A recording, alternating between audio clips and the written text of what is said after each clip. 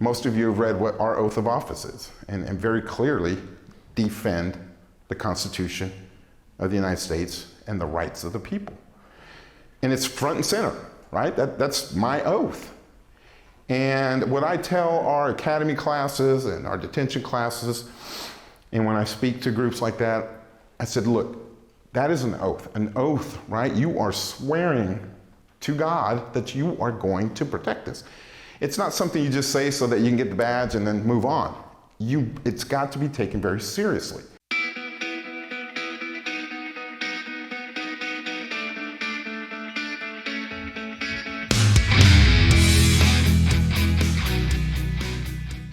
You know, when we were talking about what we should do this month, we were thinking about the recent ruling by the ATF, the regulation that they were going to put in place, or they plan on putting in place within, I think, 120 days, making a AR-15 with the, what is it called? It's the stabilizing brace, yes, illegal unless you registered them.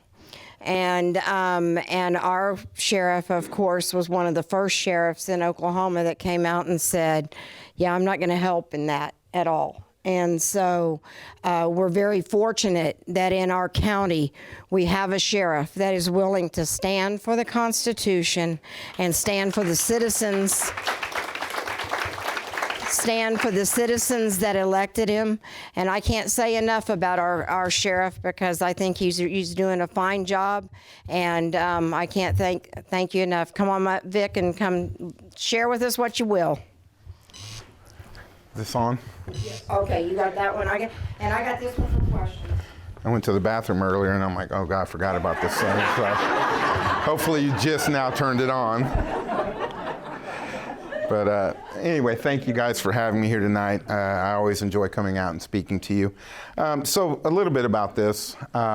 First and foremost, myself and Oklahoma County Sheriff Tommy Johnson, when this came out, we decided that we were going to release our statements together. I got busy and he beat me to the punch. So yeah, I'm the second guy that came out against it in Oklahoma. No, but yeah, what a great sheriff over there as well. Very protects the Constitution, takes his oath seriously. So that says a lot for Oklahoma sheriffs. I will tell you that when we did this, we had a conversation. I said, well, once we take this step, get ready. Because I really believed that we were going to take a lot of flack for it across the country. And I will tell you, very surprisingly, that the overwhelming majority of contacts that people contacted my office, either emails or phones or leaving messages, were outstanding. Were just in support of it. They understood what this meant. And it wasn't just from people in Oklahoma or Tulsa County. I was getting them from across the country. I recently did an interview with Lisa Booth. I don't know if you know who she is. She does a lot on Fox News, and she's out of Miami, Florida, and so I did her podcast about this very thing, and she said that over there the decision was really supported, and they were really pressing their sheriffs to do the same thing. And so across the country, sheriffs are doing the same thing. And so we come to the point as to why would we do this, right? And because some of the other comments, the detractors, who I really think, after reading some of their comments and listening to them, truly don't understand what the ramifications of this is, right? They see and hear gun. And on the left, we all know that, they focus everything on the AR-15, the assault rifles, and gosh, get rid of them, right? Because they're just bringing down this country. And so I think, based on their comments, that they just simply don't understand the slippery slope that comes with these type of arbitrary rulings. And so again, I say that because I truly believe that continuing the education about what the Constitution means to this country is the most important thing we can do. Because people, again, we're not teaching it in our schools. You talked about that earlier. Our children aren't learning what the Constitution really means. So when they get out of school, all they know is what they've been told until they're reprogrammed and educated in what this document really means to this country, right? And so that decision, it wasn't difficult, but again, thinking, gosh, once we do it, get ready. And it was quite the opposite, which is really wonderful. That means a lot of people are starting to pay attention. And so that's a great thing. So let's get into why we did this, right?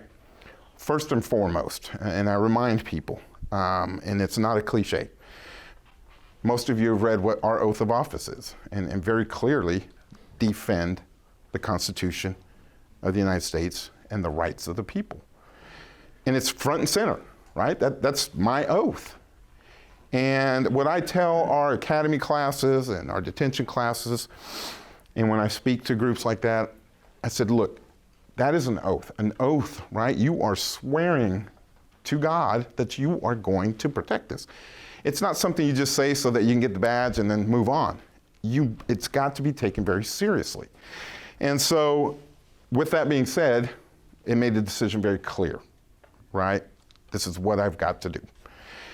And then, as we continued on, it was very clear that this was a non-constitutional decision and ruling.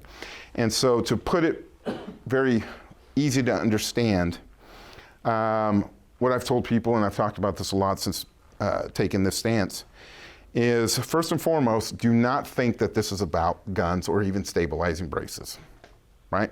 Has absolutely nothing to do with those. It's about carving away and chipping away at your rights. And we start here, right? And most people, and it's ingenious if you think about it. How many people, you guys probably did, but how many people really knew what stabilizing braces were until this ruling came out, right? Not very many, I will tell you that. Because they're like, what's a stabilizing brace? Sheriff, all I know about a gun is which end the bullet comes out. There you go. So for those that don't know, stabilizing brace initially was created for people with disabilities. Many of them are veterans, right? And it attaches to the back of a pistol, and it gives you a stabilization so that you can fire that weapon, okay?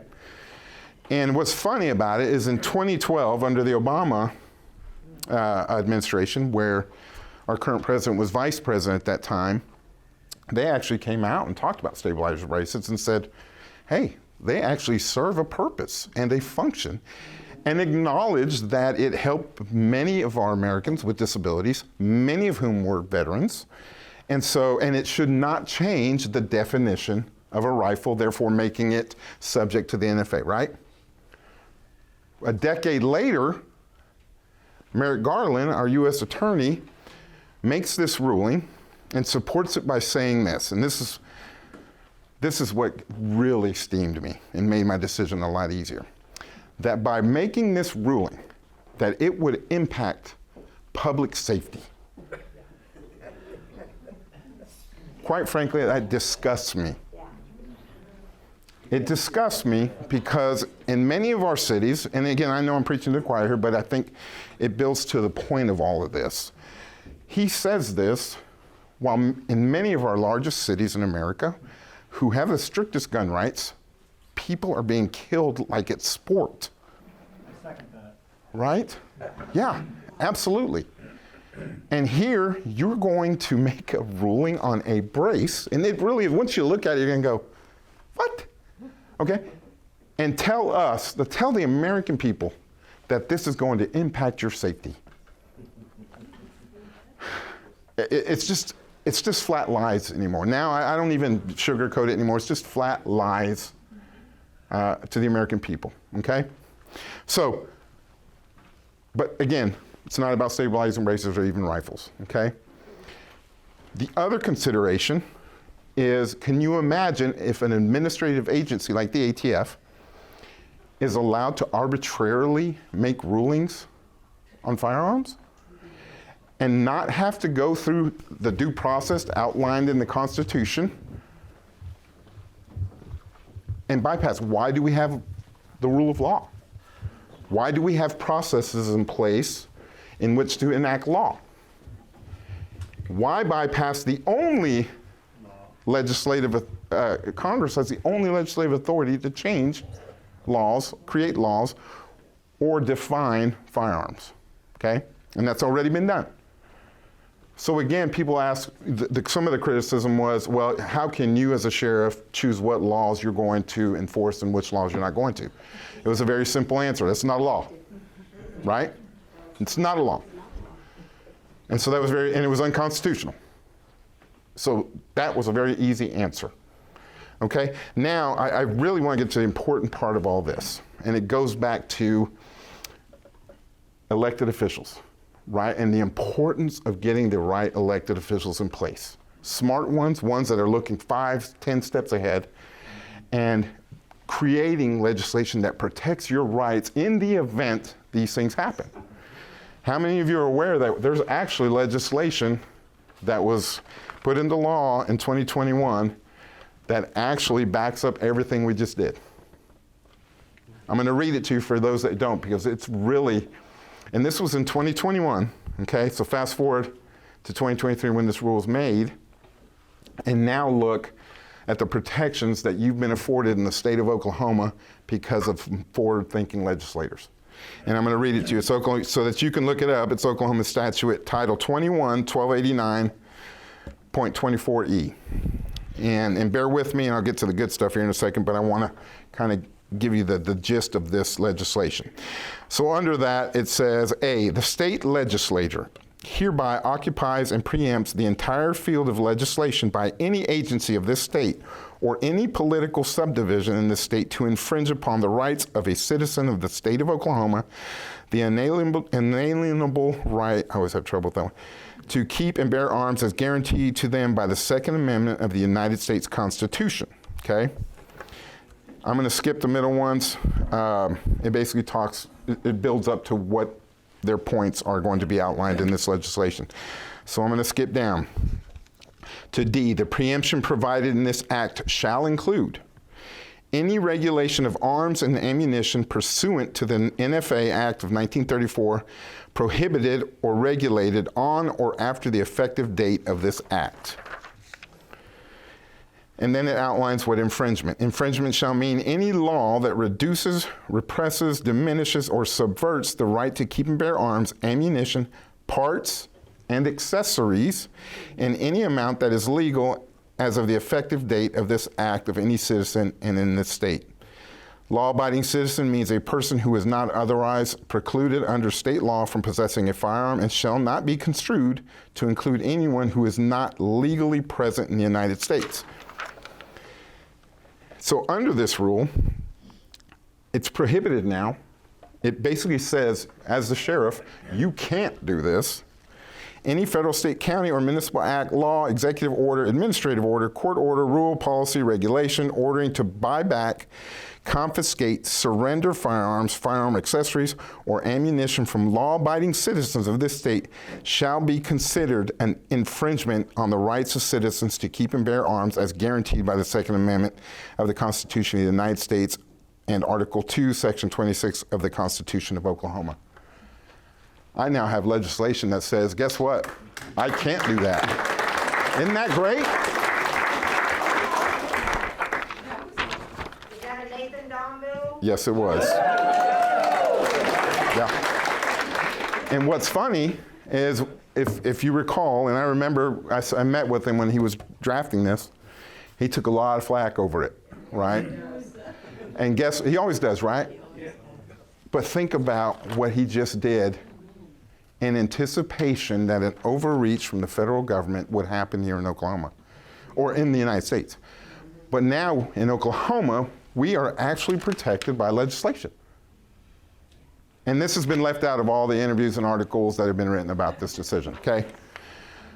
But what a wonderful piece of legislation. And so now this points to how important it is to have the right people in the right spots in today's world. Amen. It really does. I mean, I still would have made this decision absent this, but there would have been some legalese going on with it, which, hey, you know what? I'm prepared for the worst in defending what is right.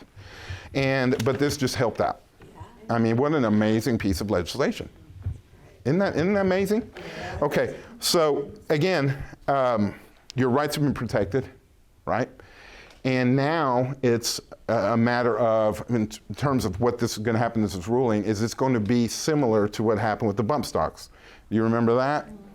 Okay, they tried to do the same thing. It's eerily similar, okay, to what they tried to outline with the bump stocks, and said that by placing that onto a rifle and making an automatic, changed the definition and the way that a rifle fired.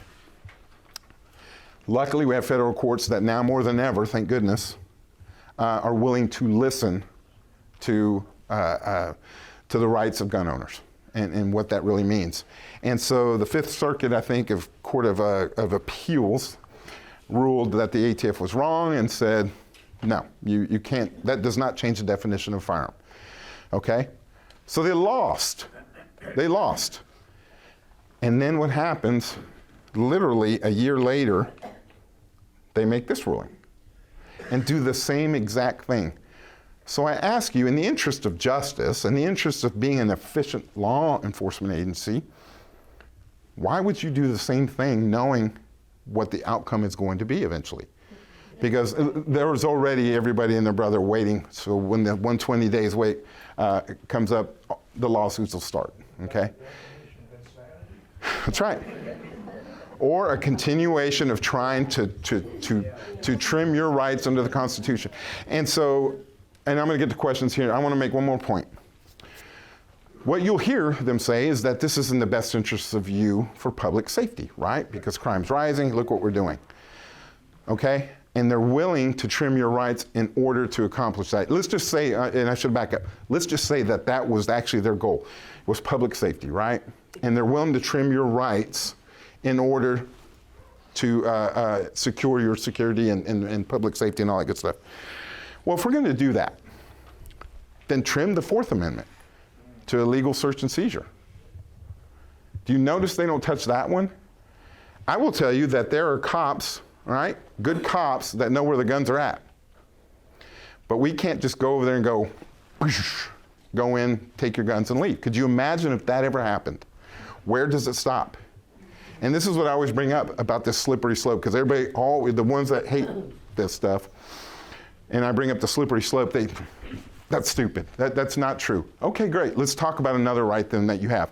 Your Fourth Amendment. You're securing your house, your automobile, from government kicking your door down and just arbitrarily taking your stuff, right? So I tell them, hey, you know what? You want to stop guns, shootings and crime?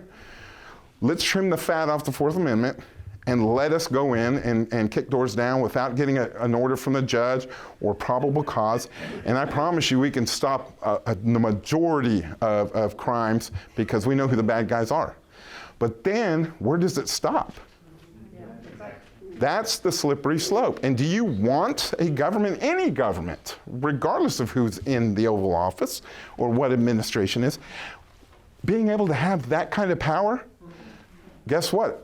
Other countries have that, China and communist countries. That's what they do.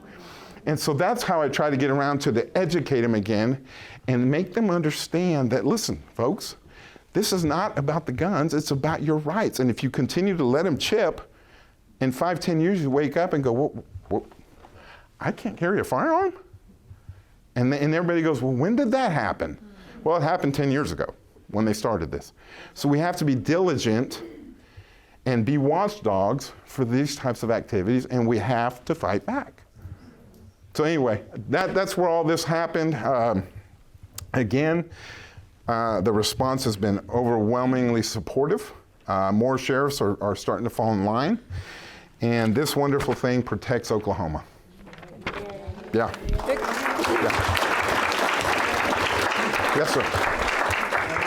Real quick history. Washington State, we went through all this as well.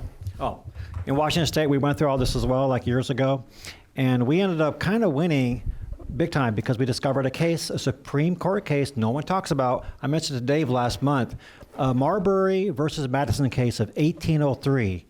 That, all it says is that any law passed by the federal government, state, county, cities, whatever, if it's against the Constitution, it's null and void. Bottom line. And I think I've seen that quoted somewhere too. Supreme Court case. So, You can hold it? Okay. Industry indicates that there could be 10 to 30 million bump stock braces out there. So instantly after May 31st, we have a potential for 10 or 20, 30 million felons. Any idea how many have been sold in the state of Oklahoma? We've sold several thousand at our store. So it's going to be really ugly when they figure out that the people that have to register with the ATF have to photograph, fingerprints, identify themselves. And if you consider they're going to have to process, just say 20 million Form 1s, they can't process 800 Form 4s for silencers in 14 months. How long will it take for them to process 15 million applications for a Form 1 to register your pistol brace, which now they're defining as several other things? We could go into that, but the numbers are huge. So how many Oklahomans do you think are going to fall into this felonious category? 1 million, 500,000? That's a big number. I've heard anywhere from 2 to 3, but I don't know. But I would tell you this, I would really love to look at their filing process and their records keeping. I have never known a law enforcement agency that's been able to keep records up to date. It's just because we're all paper driven still for the most part, and then converting all those files into digital form. I've never seen anybody be able to do that. And then with the amount of records that it would be unbelievable. And again, there was no thought process into this, right? That's why it was so arbitrary. Because one of the things, and it's 50 pages, by the way, if you just want like 2 hours of your life to go away, read this thing. I did and came out with a headache. But what I did take from it is there's a little line in there, and I think it's around the 3rd or 4th page. But basically it says, look, hey, you don't have to do it. No. Just take your brace off, but destroy it. Well, which is weird because the last time I checked, they have no regulation authority over braces. But they're essentially telling you, take it off the gun, you don't have to register it, it's no big deal, but destroy that brace.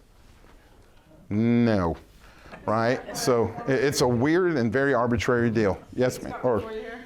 Well, I have a comment and a question. That law that Nathan wrote that you just talked about also keeps the loonies from Cleveland County into enacting their own set of gun laws for their county, too. Yes, it does. So that's part of the deal. That's correct. But I also wanted to know, how many bad guys have you arrested that shot somebody with a brace? 0. Or a bump stock. And I said that in an interview when the bump stock deal came out. I'm like, and I thought, well, I've been out of homicide for a while. Let me check. I mean, hey, how many murders do you guys work with bump stocks? One more question back None. here. Lauren? Hey, yeah, Rhonda said I could ask this. It's a little, because it's off topic, but what's been going on here in Tulsa and surrounding areas are these drag queen shows. And to me, and many of us here, that just seems, that seems like child abuse, that truly law enforcement would come in and shut that down. And so I'm just curious what your perspective is on that and how we have do we have any way to protect children? So it's complex because you got to have a victim, you have to have somebody file a police report, right? And then it has to be witnessed, and there's a lot that goes into it. So it's not as simple as going in and going, drag king show, all of you are under arrest.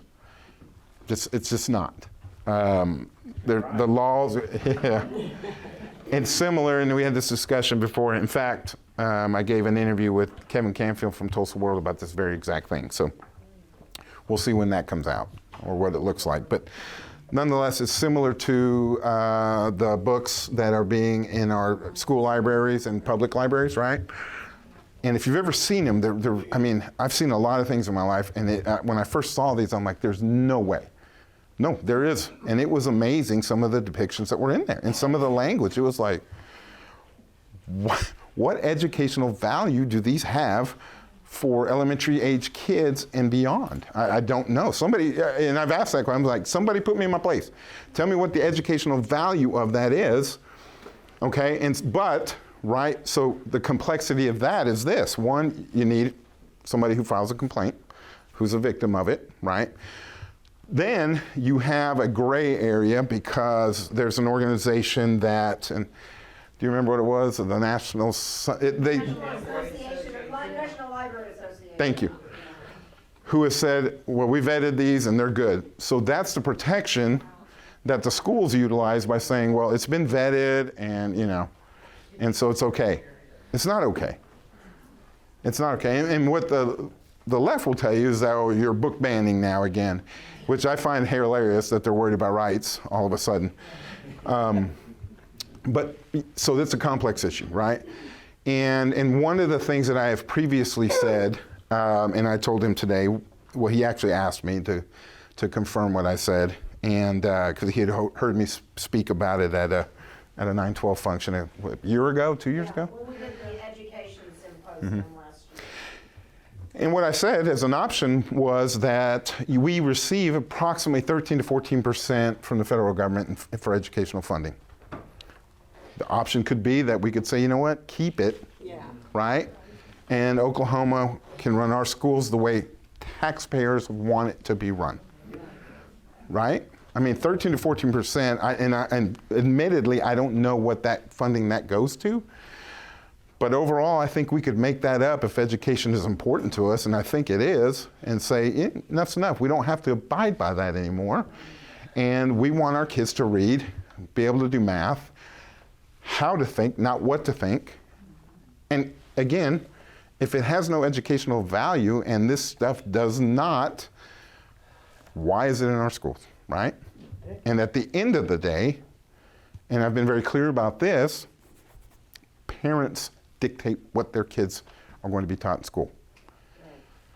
It's amazing the push of parents away from their kids in the school atmosphere. That was one thing that took me by surprise over the last few years, this movement to separate parents' authority over their children.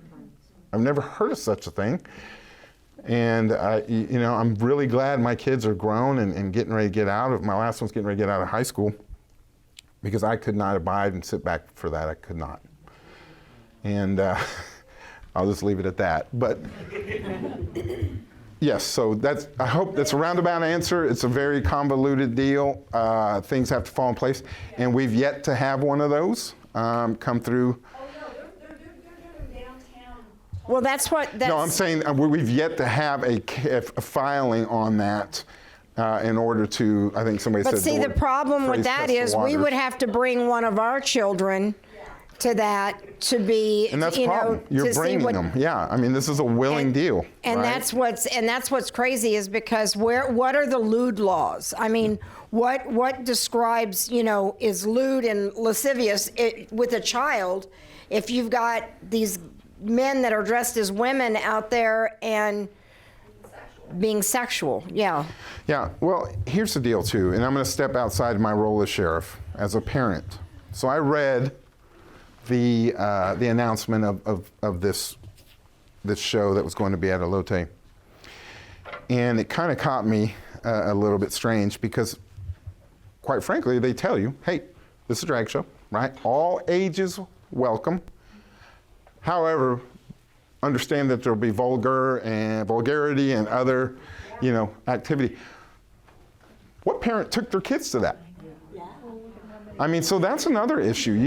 We can't, we're starting to get into the role of telling you how to parent. I would like to do that to some people, but as the law, that's another slippery slope. I mean, it works both ways on the old slippery slope. And, and if a parent reads that and says, hey, there's going to be some vulgarity, there's going to be some cussing, but all ages welcome. Well, that sounds like something I want to take my kid to. I mean, what do you do with that when that becomes okay for you to go, I'm going to take my kid to it?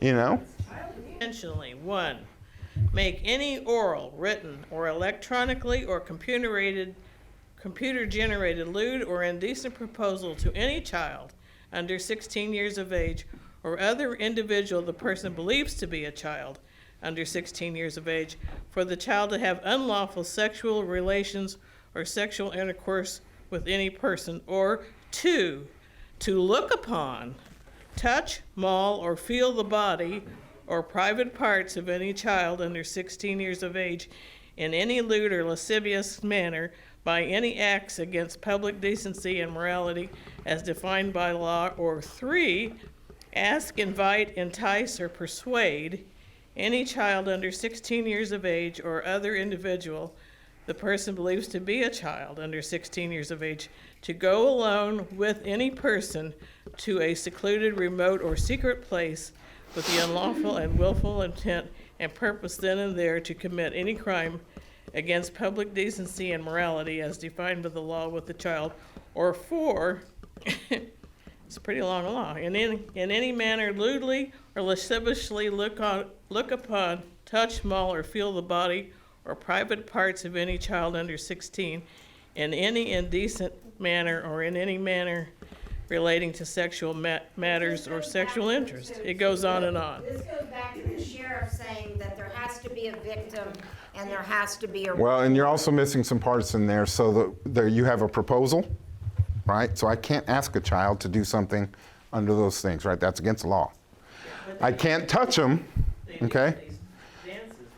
Well, they do these dances, but it's a far cry from a proposal. And I'm not defending it. Obviously, you know my stance on these things. But I'm telling you that the law is, there has to be certain aspects and points of that law for it to be against the law, right? And everything you read there, agree with it all, but you have touching, the actual physical act, you have the proposal, and then you have the enticing. So that means, hey, you got a 10-year-old kid here, and I'm like, hey, you want to go get ice cream, right? Come on with me to go get ice cream. And then you end up showing them, touching them or showing them sexually explicit photos, or you make these proposals, then you have created a felony against that child, right? It's like they know exactly what lane they have to stay in to skirt the law. That's correct. Why can't the state of Oklahoma do what the state of Florida did? I think such a law is in the middle. These guys went and had the show, went and done their thing. State of Florida come in and said, I'm gonna hurt you where it really hurts. They suspended their liquor license. They can't sell drinks, and they count on this for all the events that they have. And the teachers were held criminally liable and are now can be fired from the school district because they supported this activity under the Florida law. Again, I would tell you that having the right people in the right spot to create legislation, you know, to assist in this, right? Because sometimes our hands are tied, or we are in a gray area that hasn't been tested yet. So really, all we need to do is make the state enforce the law that's already on the dadgum books. That's right. That's the key. Let's thank Vic for coming tonight.